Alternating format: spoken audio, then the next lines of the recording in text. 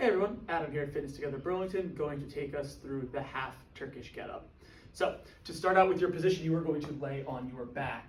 Whatever arm is going to be working, that same side leg should be propped up. The opposite leg should be out on a 45-degree angle, and that opposite hand should also follow suit on that same diagonal. First thing you're going to do is you're just going to push your foot down into the floor, drive down with your arm, drive down with your leg, and you are going to sit up diagonally. Here you should be resting on your forearm. Your hand should be directly above that shoulder. We want to make sure that this leg that is propped up does not cave in toward the floor. You want to give yourself a nice strong base. From here, the hand that you're leaning on, you are going to twist and push up to your upright position.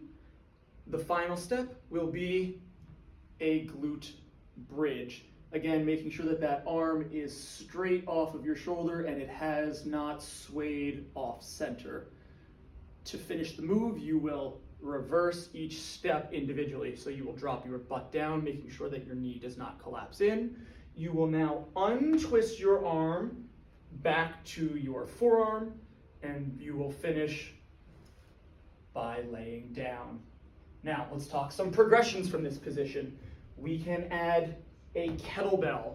Obviously, the heavier the bell gets, the harder and more demanding it will become on your shoulder. Best practice to get the kettlebell up, you're going to start on your side. As you roll onto your back, you will end up propped up, and then you can press that arm straight up to the sky. We're going to go through those same steps again.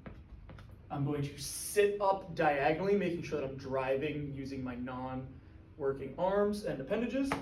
Through the hand, I'm going to corkscrew and twist the ground away, finishing with that glute bridge. And then I will reverse each step individually. Butt goes down, untwist, laying back down to the forearm, finishing by laying down.